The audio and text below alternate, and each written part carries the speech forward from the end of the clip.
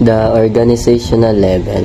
Organizational level means a level of the company's organizational structure identified by the administrator for purposes of measuring performance under the terms of this plan for the bonus period, which may include without limitation the company, any subsidiary, any region, branch, or other geographic location.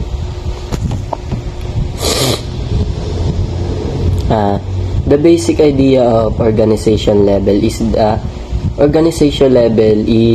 a way of looking at a company in layers, and each layers can be the whole company, a regional area, a branch or unit, even a team within that branch. And each of these layers, managers can set goals, measure results, and make strategies. And why organizational level is important? Why it matters? Because a company is too big to manage as one giant block. And break it down into level helps leaders focus on smaller parts. And this makes it easier to check how is the branch doing.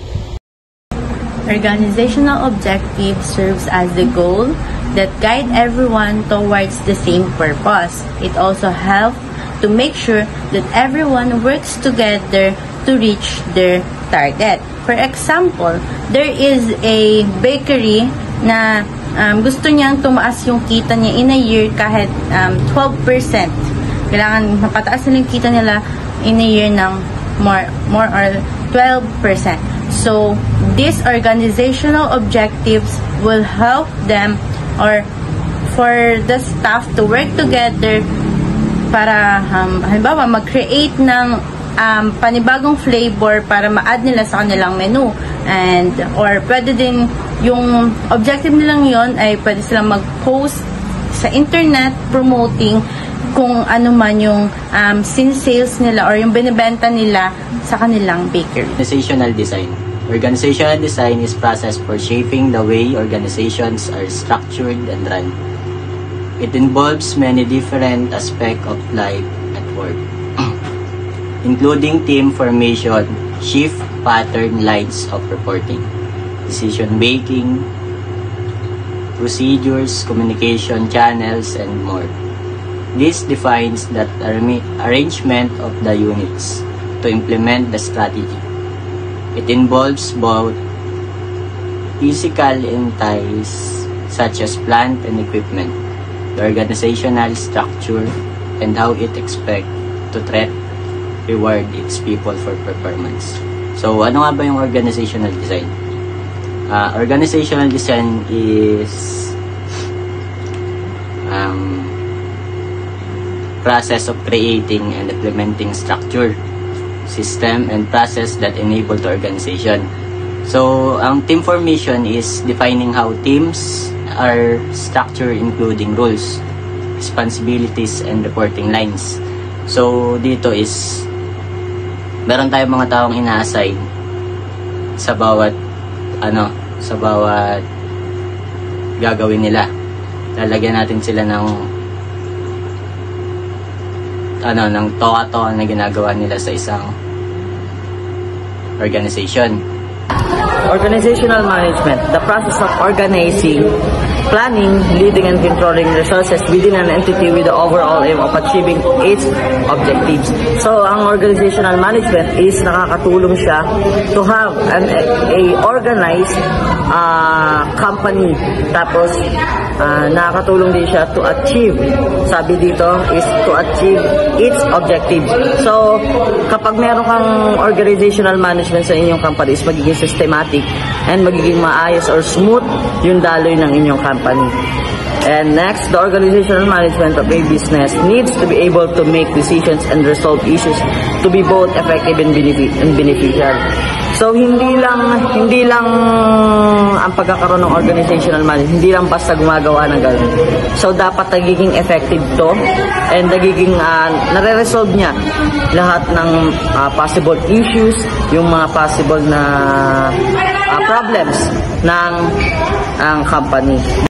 Process design means splitting a product into smaller parts to make it easier to make manufacture. This helps in planning how to actually produce the product efficiently. Example, making burger. First, break it down into parts like patties, preparing the bun, adding veggies. Each part can be done in a way that makes the whole process smooth. Designing process for work effectiveness means setting up work process so people can do their jobs well if they get proper helps and enough resources. The goal is to make work effective for everyone's involved. Example, in the bakery, if the staff have clear steps for baking a bread and have a tools like oven, ingredients, then the work runs effectively. Process objectives ay may mga mahalagang katangian. Number 1 dito yung nasusukat or may mga numerong datos na nagpapatunay kung gaano kahusay ang isang proseso. Pangalawa, may mga mararami ding aspeto na pinapahalaga ng iba't ibang process nga. Katulad ng gastos, kalidad ng produkto, pagsunod sa deadline, at yung katiwasayan ng isang process at kasiyahan ng customer. Halimbawa na dito yung layunin, sukatan, oras o kalidad nga at gastos. Sa layunin, gawin ang produkto sa tamang oras. Kunyari, ang oras ay 6 na araw ng trabaho. Tapos yung kalidad ng isang produkto, yung wastong produkto na walang depekto. Tapos sa gastos naman, hindi dapat lalampas sa 10% ng budget. Process management refers to aligning processes with an organization's strategic goals, designing and implementing process architectures, establishing process measurement systems that align within organizational goals, and educating and organizing managers so that they will manage processes effectively. So, ang process management is ito yung making sure ang lahat ng steps sa isang company para ma-achieve yung goal. For example, because sa isang recipe ay sinusunod doon yung mga hakbang para makagawa ng isang ulam. So, yun, making sure yung mga steps. Job design ay ang proseso ng pagpaplano at pag-organize ng mga task, responsibilities, at workflows sa isang trabaho. Kumbaga, ang goal nito ay masiguradong productive ang empleyado, satisfy sila sa work at align sa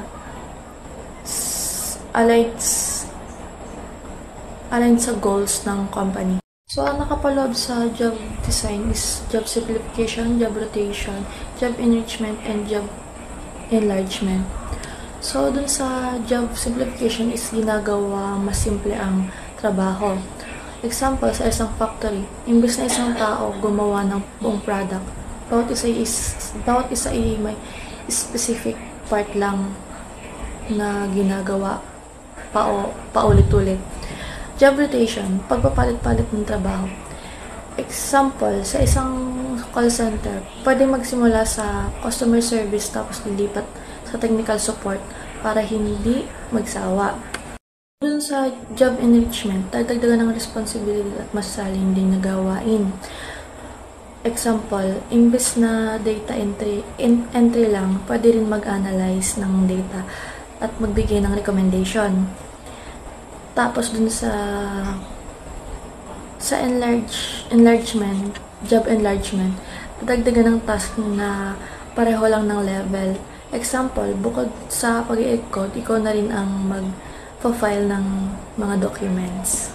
Job management. When we say job management, it defines how you manage your employees. Example, as a manager, kailangan na-ensure ko na ang mga employees ko ay nagagabayan o na-handle ko ng maayos para makita ko kung nagagawa ba nila yung kanilang mga tungkulin or may improvement ba na nagaganap sa kanila. Kaya mas mahalaga sa isang establishment na may communication para mas malinaw at maintindihan nila kung ano nga ba yung goal ng isang organization. Kaya once na nagpa-function ng isang department, ang mga department, mas magiging productive ang isang organization. So next ay corporate level strategies. So it is integrated into overall direction and scope of all company. So sa madaling salita, mas nakakatulong ito para masagot natin kung saan papunta yung organization natin. At this level, we consider not only the current business but also opportunities for growth, innovation or transformation. So nakadepende dito kung ano yung magiging desisyon natin, kung papalawakin ba natin ang ating negosyo or papasok ba tayo sa bagong industry like sa partnership, mga ganon, or mag-merge tayo with another company.